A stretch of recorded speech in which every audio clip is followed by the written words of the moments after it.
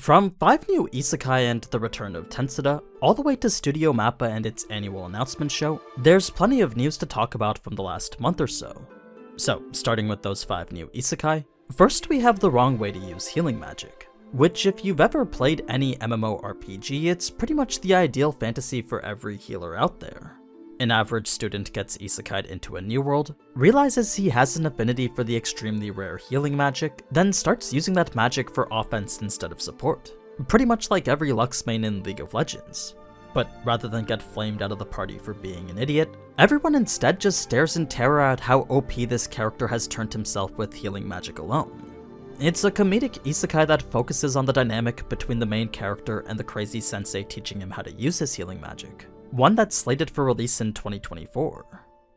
Next we have I Shall Survive Using Potions, an isekai from Studio Mappa, which if you're one of the more cultured, you'll know what they're known for. They've slowly been branching out, but with their past anime not being very successful, I can't imagine that this one will be very much different.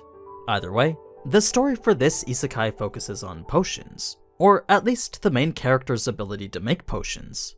An office worker dies and is reincarnated, then when asked by God for what she wants, is given the ability to make any potion she wants. The thing about this new world though is that, unlike the norm, there isn't really magic here.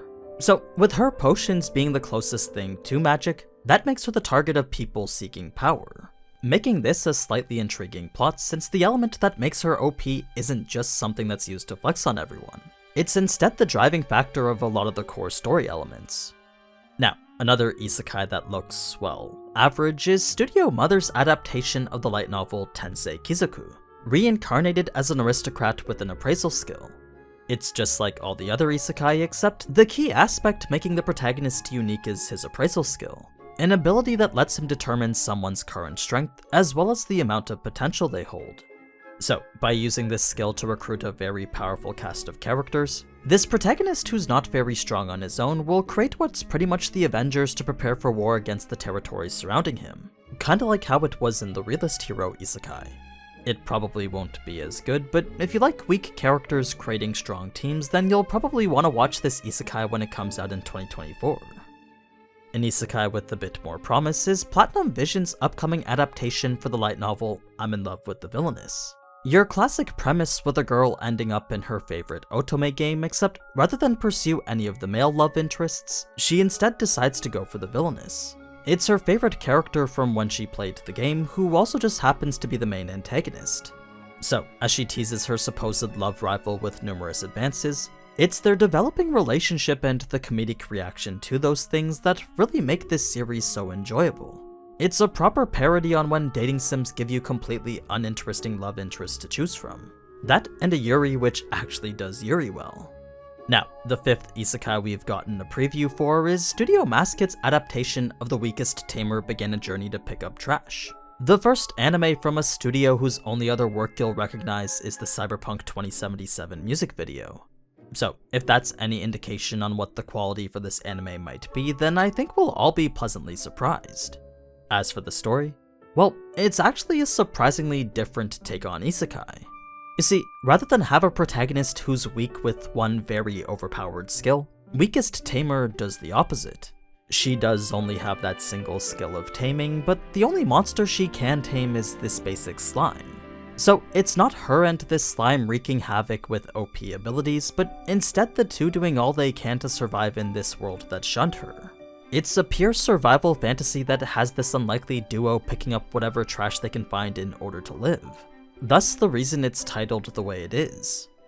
Moving on to a slime who actually is overpowered, it looks like Rimuru will be returning in a 3-part OVA this year. A brand new installment into the Tensura series that, just like the movie, was written by Fuse himself. With the timeline being between Season 1 and Season 2, unfortunately we won't get to see any of Demon Lord Rimuru, but based on the visual it looks like we'll be getting the Kunoichi version of him. Before we get to that though, you should first know that the OVA is called Coleus's Dream, a title that refers to its setting in the Kingdom of Coleus. It's never been mentioned before in the anime, but its location is actually quite significant within the story.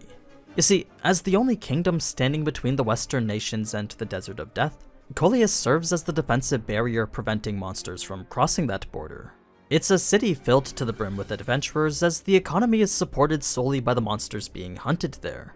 Where we jump in during Coleus's dream then is with a classic story of succession in which two princes are vying for the open spot their father left behind. One being the first prince who is backed by nobility, and the other the second prince backed by the just turned rogue Free Guild. So, with Rimuru being given a mission to investigate this power struggle by Yuki, he takes on the identity we see in the visual and starts to uncover this secret plot within the kingdom. Something I'm sure relates to Luminous and that other pink-haired person.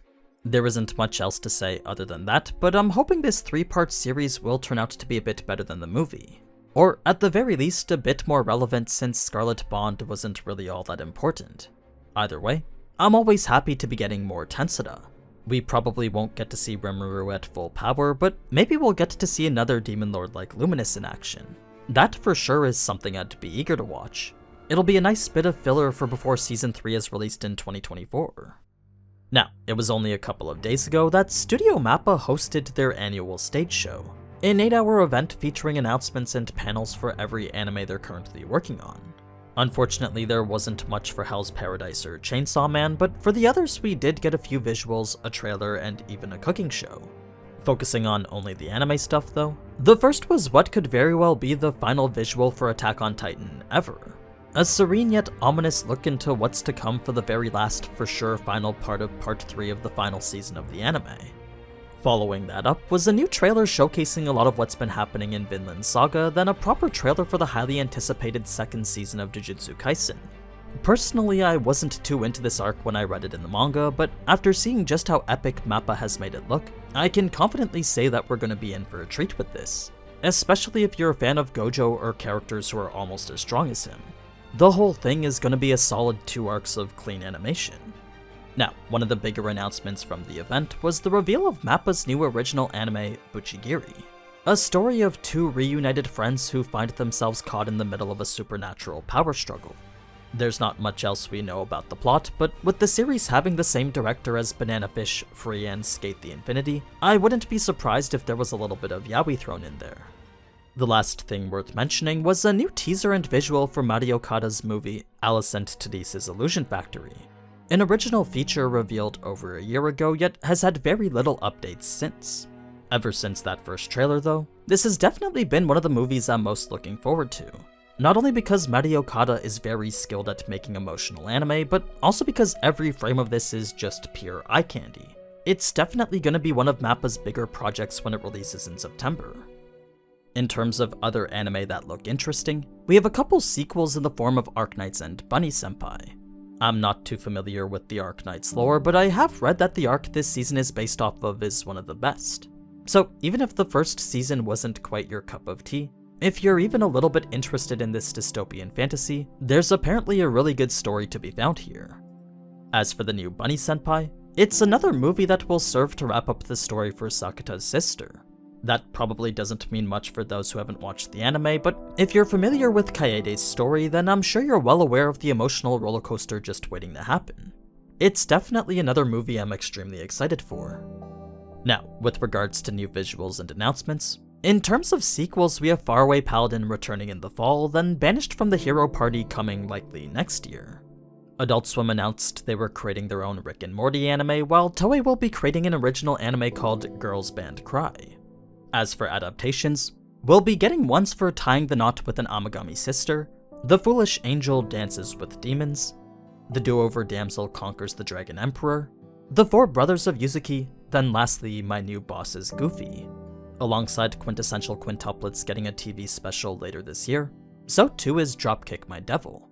Then tomorrow we'll finally be getting our first look at the new anime by Studio Trigger, an adaptation of the manga Dungeon Meshi. Then, aside from a new Bartender anime in 2024, we'll also be getting a Creed anime by TMS Entertainment. And that's pretty much all the news lately. So, if you enjoyed getting caught up on the world of anime, then feel free to leave a like or subscribe to the channel. Also, let me know down below which anime you're looking forward to the most. But anyway, as always, thank you so much for watching, and if you enjoyed this type of anime content, then you already know what to do. So, until next time, ciao!